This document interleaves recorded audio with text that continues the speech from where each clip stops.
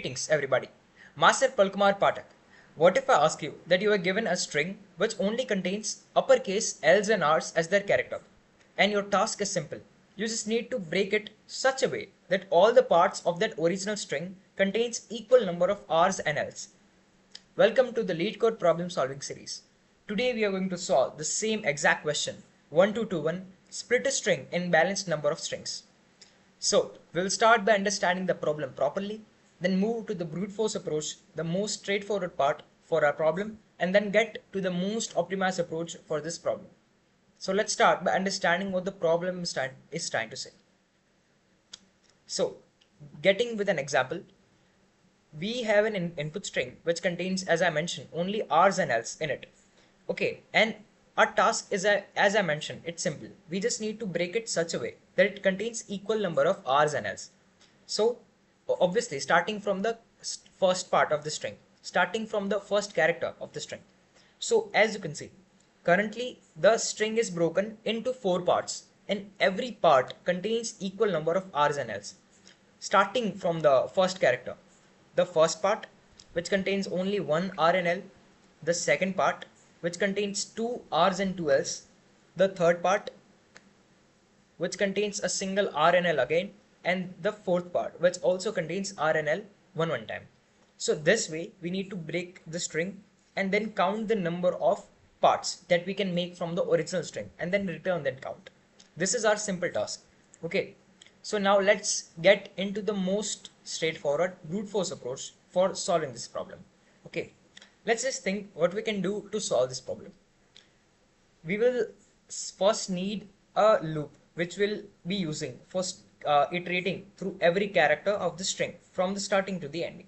Okay, now during that iterations, what we'll do is that we will internally in the loop, we will check and move if we have a part which will be containing equal number of L and R, then we will break the string from that part, remove that part, and then increase the count, which will be returning at the end.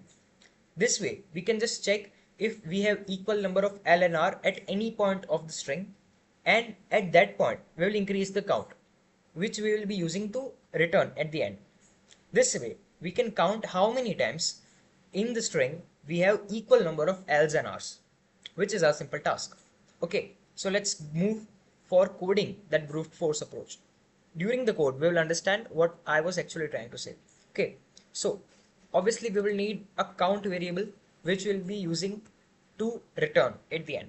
Okay, and again here you will be thinking that I will start by writing for loop, but for this problem we can't use for loop for iterating from the start to the end of the string, because there is a reason. Because in this problem we are dealing with substrings, and in that type of problems we can't use for loop, because for substrings, for the dealing with substrings, many times we need conditions to check during the iteration, and in that type of conditions we will also need to stop the iteration for some time. Obviously for too much slow time, but for some time we'll need to stop that part. For that we can't use for loop, and we will seriously need while loop to use to solve that problem. Okay, so for using while loop in this problem, we'll declare an iterator which will start with I, which will start with 0, and then as I mentioned, we'll use while loop, which will again contain the iterator which will go till the end character of the complete string S. And inside that loop, what we will do is that, as I mentioned, we will need 2 variables inside the loop to check if we have equal number of L's and R's or not. Okay, for that we will need L, an integer which we'll use to track the number of L's, and then R, which will need to track the number of R's during the iteration of the complete string. After that, we will need an internal loop, because we will check that if we have a substring which contains equal number of L and R, then just break that substring from the original string and then increase the count and then move to the next substring. For this process of breaking the substring which have equal number of L and R, increasing the count and moving to the next substring, for this process we will need an internal for loop. which we will declare now. Here, as I mentioned, for substrings, we just need two things: current iteration, which we will be using to start with, and the end iteration. For this problem, for end iteration, we will obviously use the last character. Like it will move to the end only. Because, for example, you have this last test case only. Here, as you can see, the complete string only have equal number of L's and R's at the end character. Okay, which tells us that the answer will be 1 only. For these type of cases, we will need the loop to run till the last character. Because as you can see, the substring itself equals to the main original string, which means that we will obviously need to run the loop till the end character for these type of edge cases. So for that, I will limit the j till the end character and start with I, the current iteration. Okay, because again, as I mentioned, we need a starting iteration for the substring, which is current string, like which is current I that we are actually on. Okay, now increasing it obviously because we are moving forward in the substrings, and inside that, what we'll just simply check is if the current iteration, which is s of j, if it equals to L, then increase the counter of L, and if it equals R, then increase the counter of R. If it's L, then increase that, and if it's not L, it is obviously going to be R, so increase the counter of R. Okay, and during that complete process of increasing L and R according to its needs, we will just check side by side that if at any point of this iteration, if at any point during the iterations we have L equals to R, what we'll just do is we will increase the count, which is our main thing, to increase the count when L is equal to R at any point of the substring. We will do that. After that, we will increase the pointer of the main loop, the main while loop of I, by 1. Okay, because what, as I mentioned, we have three things running in this for loop. We will break the string, then we will increase the count, which we are doing here. We are increasing the count, okay, when L is equal to R, and then we will move to the next substring. For these two processes of breaking the string and moving to the substring, we will deal with I inside the for loop, and that dealing is completely done in this single line, that if L equals to R, just break the string, which means we will increase the I with j plus 1. Like the current iteration that we are on of j will increase the I with that plus 1. Okay, I will show that by doing a dry run too. Okay, for example, we will start by iterating from the first character itself. Here I equal to 0 and j also equals to 0.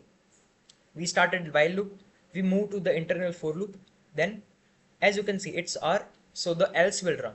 In this for loop the else will run, and R plus plus, which means at this point R equals to 1, L equals to 0, and I and j also equals to 0. Moving forward in the for loop, we will have I equal to 0 and j equal to 1. Okay, now it's L. Okay, the next second character is L, so L will be plus plus and L equal to 1. Now for that part, L is also equal to 1 and R is also equal to 1. So this if will run properly, because as I mentioned, we are checking side by side that if at any point L is equal to R, then just stop the iterating part and do these three processes which I mentioned. Now these three processes will be done here. Count will be plus plus, which is count equal to 1, and I equal to j plus 1. Now till this iteration, I was equal to 0. Okay, and now at this point where R is equal to 0, I will be equal to j plus 1. Now j is 1, so I will be equal to 1 plus 1, which is 2. Okay, what this is actually doing, I is equal to 2, which means that R and L, this substring RL, is broken from the original string and it's deleted because I equal to 2. So 0 and 1, both index characters are removed from the original string's iterations. Okay, and we have moved the pointer of I to the next substring, which is this complete substring. For now, we don't know what is happening in that next substring. So we'll move the pointer of I to the next substring's first character, which is I equal to 2. Okay, I hope you understand what I am doing here and what I'm trying to say.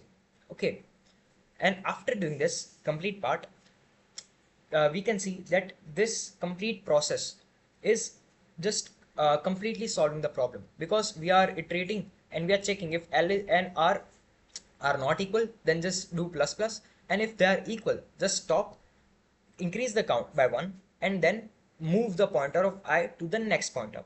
Okay, we are doing this same thing, and here we will also need to break, because as I mentioned, we are moving the i's pointer to the next character, the first character of the substring.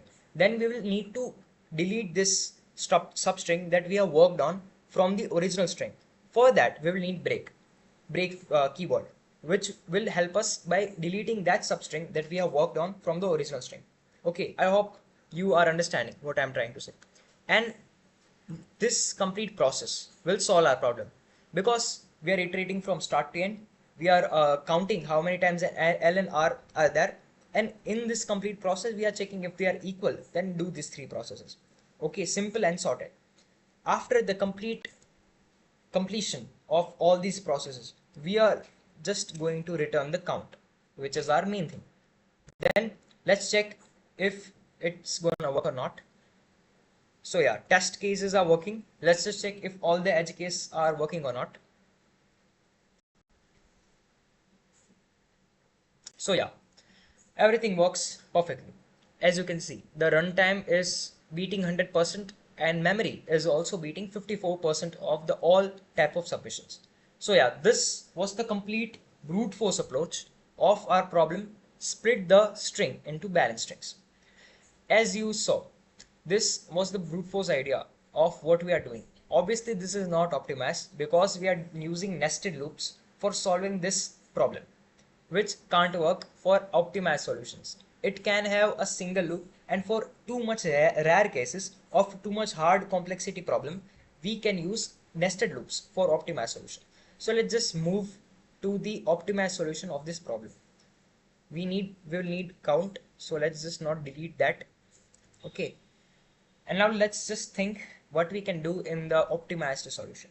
Okay, many of you would have just thought of what is the best optimized solution, because it is simple for these type of simpler problems. Okay, now what we were doing till now, we were just iterating nestedly and just checking if if L and R are equal, then just do the 3 processes I mentioned, and if they are not equal, just increase the count.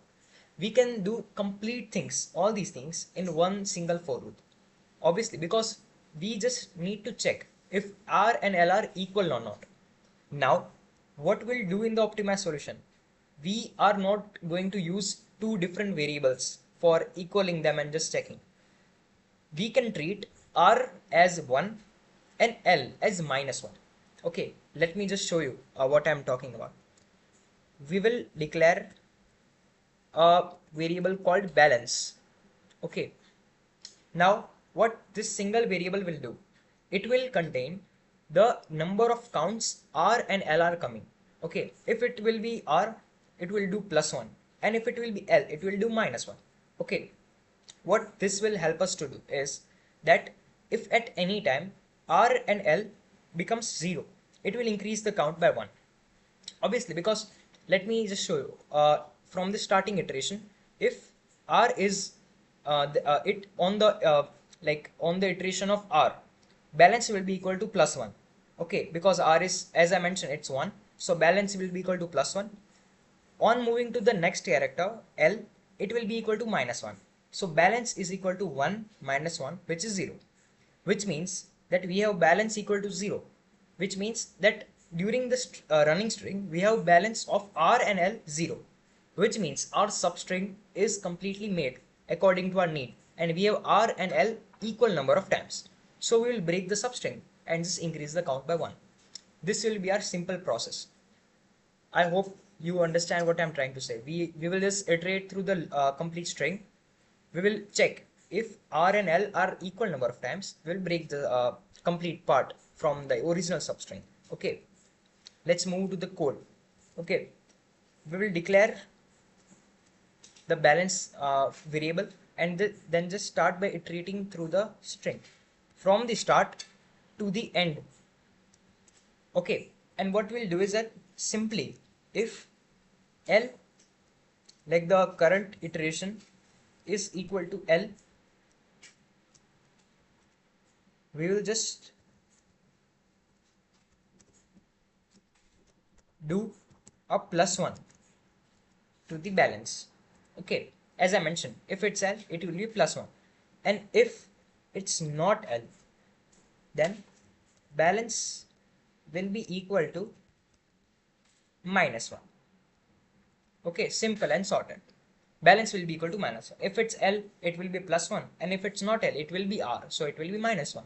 Okay, and if at any point during this complete iterations, if balance equals to 0, then we will just increase the count by 1. Okay, we just don't need to break the string and do all these processes because we were just needed that in the brute force approach because we were using nested loops. For that type of complexities, we need these type of processes. But this is a simple process, a single for loop running from start to end, checking one by one. If R is equals to L, just increase the count, which is our main thing we need to focus on. Okay, that's a simple thing. We just don't need to do anything else to this code. Okay, it will just count how many times balance is equal to 0. When it becomes 0, it will increase the count by 1. Simple and sorted. Okay, let's just check if it's or not. Okay, it will run because, as I mentioned, it is doing it optimally instead of the brute force that we were doing it. Okay, let's just submit the code. I hope you understood what I did in the optimal solution. It is a much simpler process. Many of you would have just done this process in first time, like we can say first time solving this problem only. Many of you would have just figured this out. That is, yes, we can do this. But for other viewers only, I included the brute force approach too. So you can see it was accepted properly, and you can see that the memory is not that much good. Okay, because we used an extra variable which doesn't matter much because our main focus is on time complexity. Okay, it was same, but for bigger test cases then nested loops can't work.